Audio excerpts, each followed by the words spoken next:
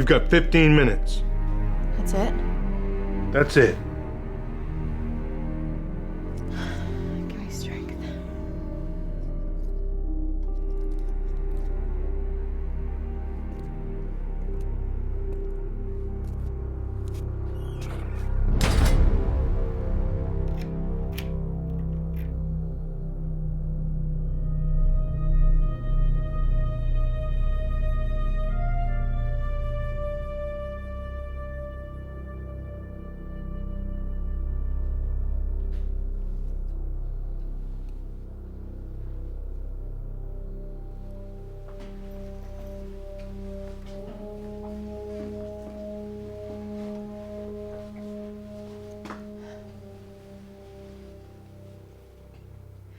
Mr. Gilroy, I came here today to...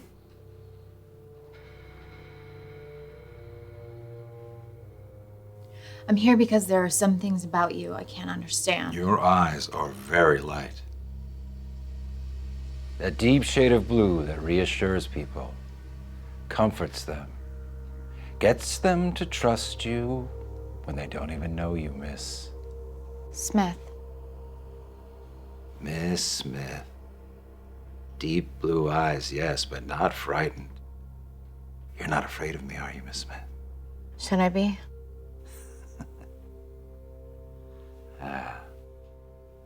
You see, Miss Smith, these things that you can't understand are dreadfully boring to me. You'll ask why, what was your motivation, what makes you tick? And this is my last night on Earth. My last evening before they inject me with that wonderfully painless serum our country calls justice. And to be honest with you, Miss Smith, I'd rather not go through the dog and pony show again. This is different. I have different questions. How? You're a reporter, yes? You're here to tell the story about Jacob Gilroy, the unsolvable riddle. You want to crack the code, write the bestseller, go on the talk show circuit, and tell the world that you were the one to solve its premier criminal mind. I don't want fame. Is that why you did it? For notoriety? For everlasting fame? You must have killed for a reason. Every serial killer has one. Dahmer and Gacy targeted young men, Bundy attractive women. I'm nothing like that. Yet here you are in the same position as they were. If you're so different, then why? You don't have a recorder. No pen, no paper either, Miss Smith. For a professional, you are terrifically unprepared. I have a terrifically good memory. Your clothes are imitation designer, modest and cheap. Your handbag, too, worn at the seams, made of faux leather, but clean. You have no children, you've never been married. Your trouble with commitment stems from your father, doesn't it?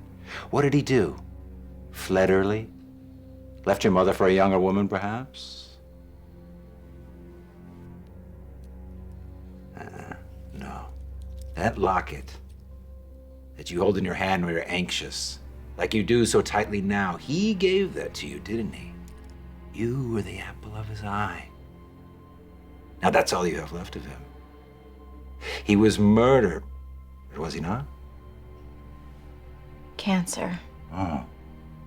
So you have an altogether different reason that your mind obsesses over serial killers. You can try to dissect me all you want, Mr. Gilroy, but we don't have much time. Before I leave, I'm gonna find out what I want to know. Oh, you are you? I only want to know one thing. Why did you turn yourself in?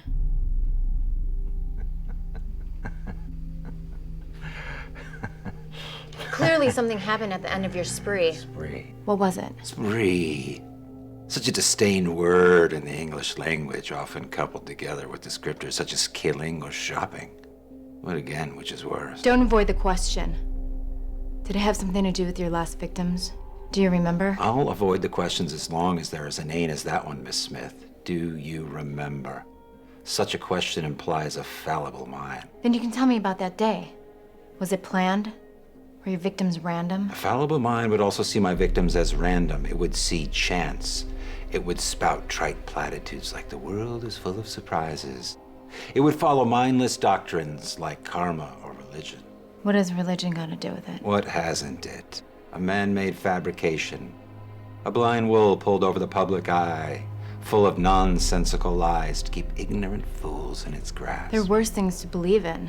Christianity, it teaches kindness, Patience, do unto others. Yes, but why all these rules, Miss Smith? Only to keep you in check.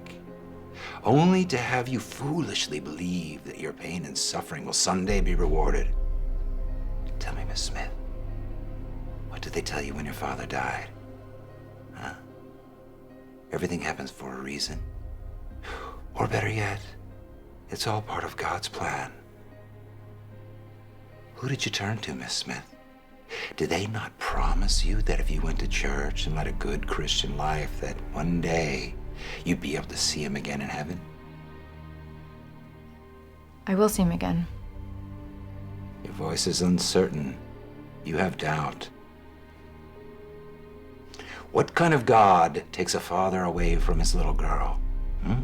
They've indoctrinated you, Miss Smith.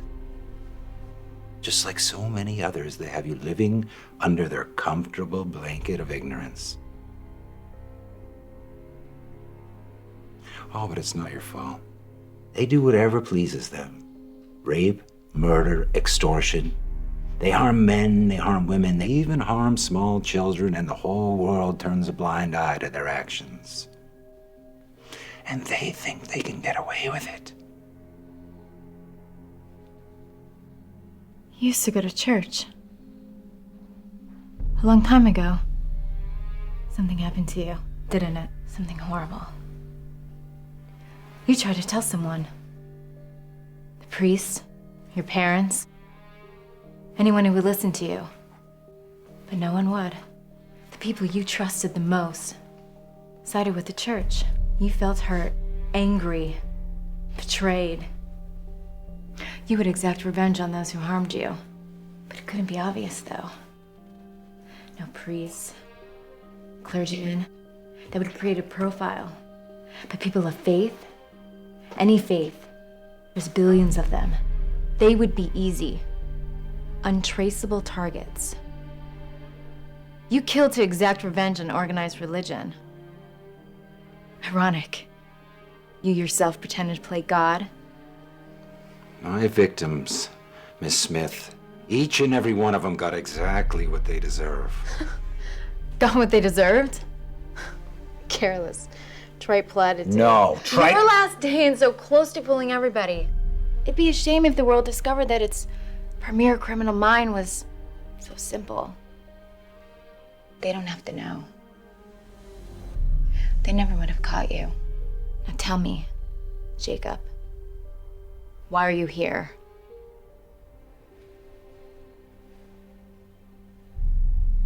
You're wrong, Miss Smith. I never pretended to play God. I only sent those that did his work back to him. And if their goal in life is to get to heaven, wouldn't you say that I did them a favor? Like my last victims. Rebecca Woodley, age 34. Allison Woodley, age 6. I met them at a farmer's market on an overcast Saturday afternoon. Rebecca and that young inculcated child were peddling contemptible, disgusting religious propaganda in the streets. They were so persistent. They incorrectly thought that I needed their church, their God, to find salvation in my life. Oh, well, I followed them home that day. I watched them for weeks. I studied their habits, their movements, and especially their weaknesses. And at nights, I dreamt of cutting their fucking throats. And then that moment came. The precise time when no one would be around to hear their cries.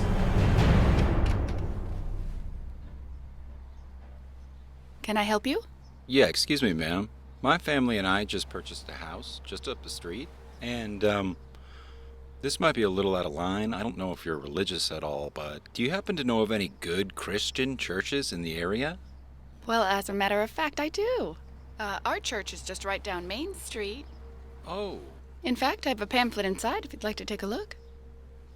that's very kind of you. Come on in. Allie? Allie, no running in the house! Allison! I'll grab that pamphlet. Thanks.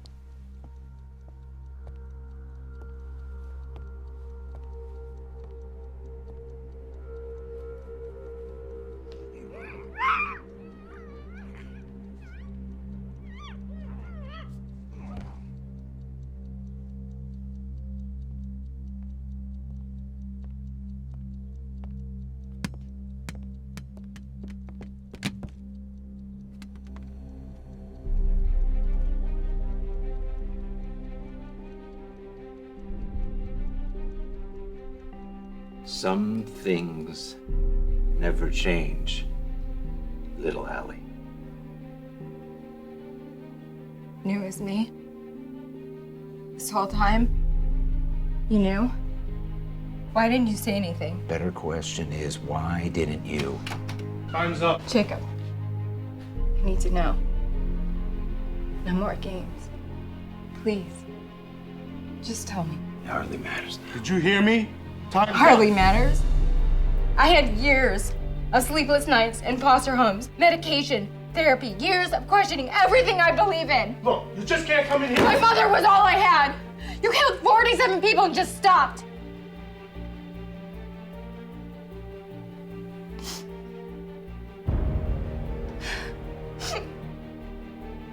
Why'd you let me live?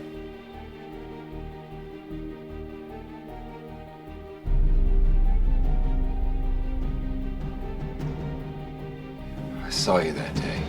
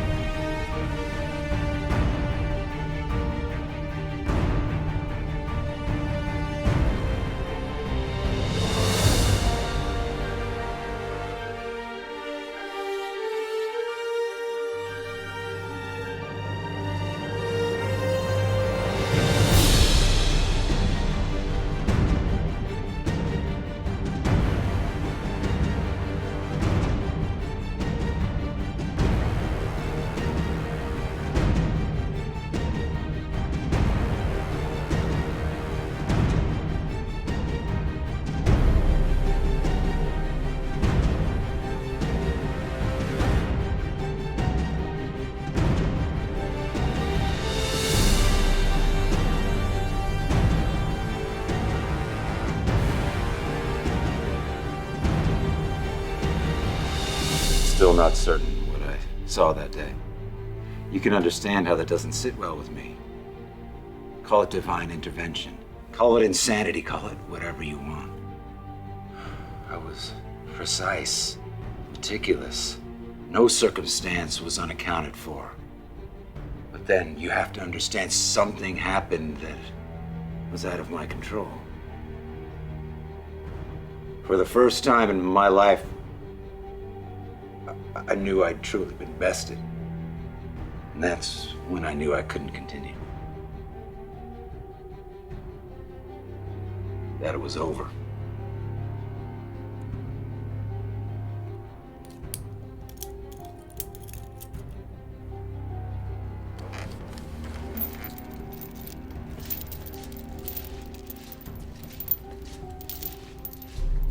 I'll soon find out the truth.